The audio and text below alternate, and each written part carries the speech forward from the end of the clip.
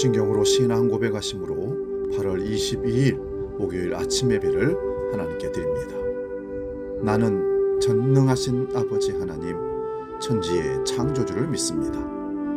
나는 그의 유일하신 아들, 우리 주 예수 그리스도를 믿습니다. 그는 성령으로 잉태되어 동정녀 마리아에게서 나시고 본디오 빌라도에게 고난을 받아 십자가에 못 박혀 죽으시고 장사된 지 사흘 만에 죽은 자 가운데서 다시 살아나셨으며 하늘에 오르시어 전능하신 아버지 하나님 우편에 앉아 계시다가 거기로부터 살아있는 자와 죽은 자를 심판하러 오십니다. 나는 성령을 믿으며 거룩한 공교회와 성도의 교제와 죄를 용서받는 것과 몸의 부활과 영생을 믿습니다. 아멘.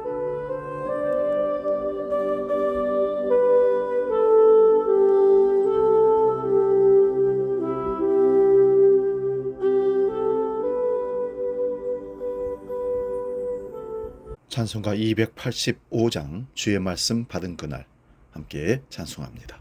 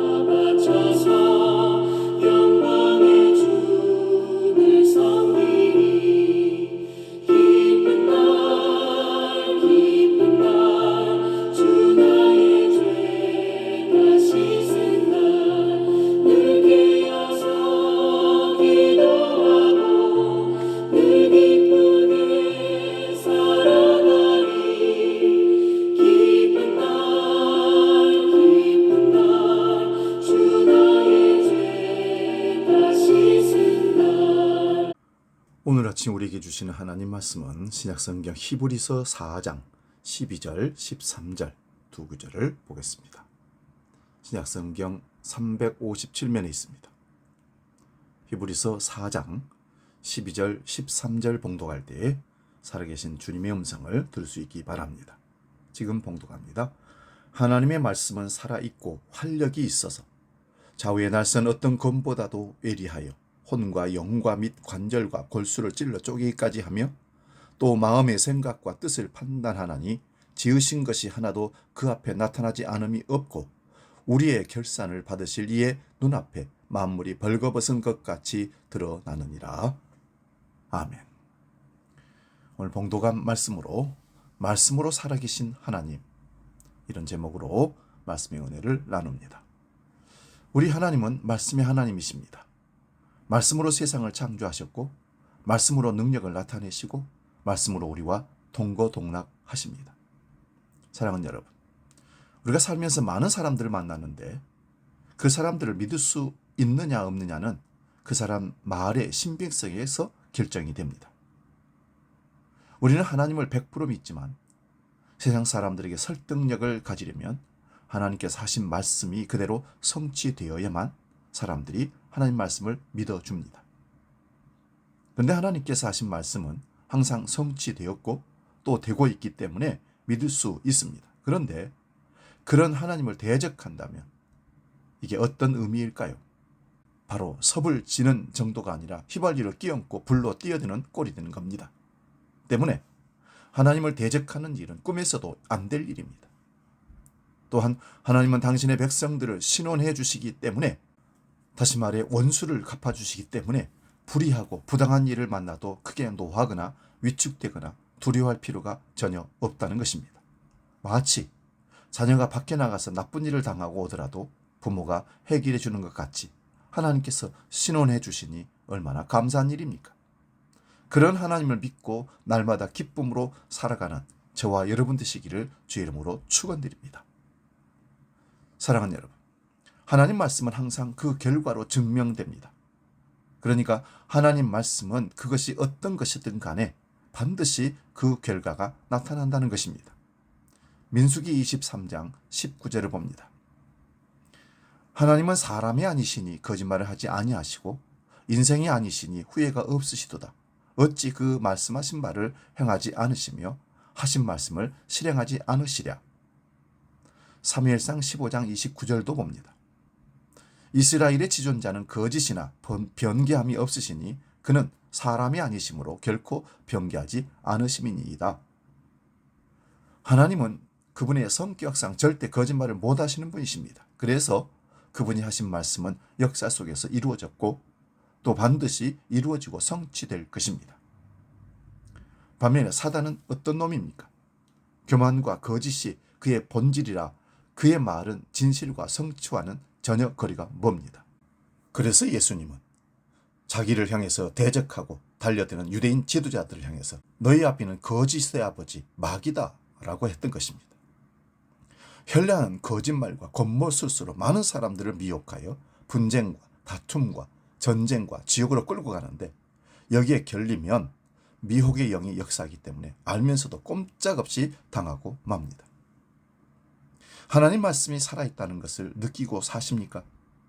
여기서 말씀하는 말씀은 성경을 가리키는 것입니다. 하나님의 말씀은 분명히 살아 역사하십니다. 성경의 모든 내용이 증명하고 있지만 저는 오늘 본문을 통해 진리를 나누려고 합니다. 하나님은 40여 명을 택하셔서 성경을 쓰게 하셨습니다. 저자로는 서로 다르지만 내용은 처음부터 끝까지 일맥상통합니다. 성경 66권 안에 하나님은 모든 걸 나타내셨습니다. 바로 우리를 위해서입니다.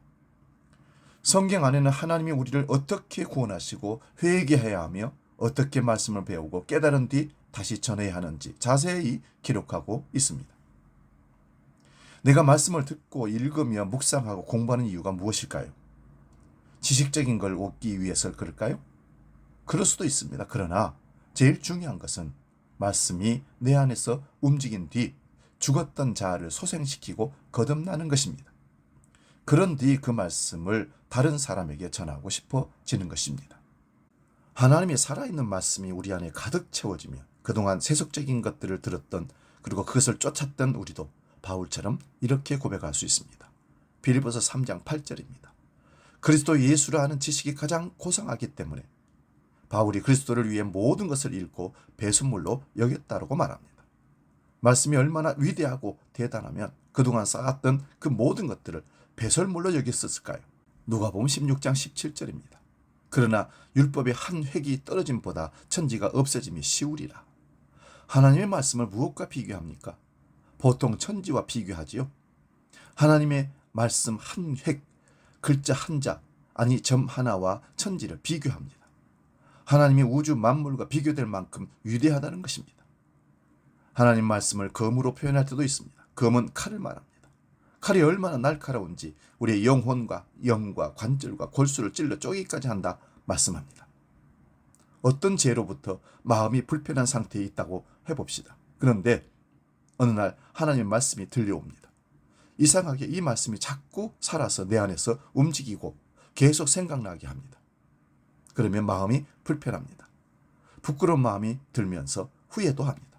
결국 내 입술로 죄를 고백하고 회개하게 되는 것입니다. 바로 이 말씀이 내 안에서 살아 꿈틀대며 활동하는 것입니다. 그런데 여러분, 이 날선 칼에는 양면이 있습니다. 한쪽 면은 자신의 죄를 들여다보면서 눈물을 흘리고 회개하게 하지만, 다른 한쪽 면은 아무리 말씀이 나를 찔러도 스스로가 영적으로 무딘 상태이기 때문에 아무런 느낌이 없습니다. 몸에 병이 들어와 어느 부위가 골마가고 썩어간다면 우리는 병원에 가서 그 부분을 도려내는 수술을 해야 합니다.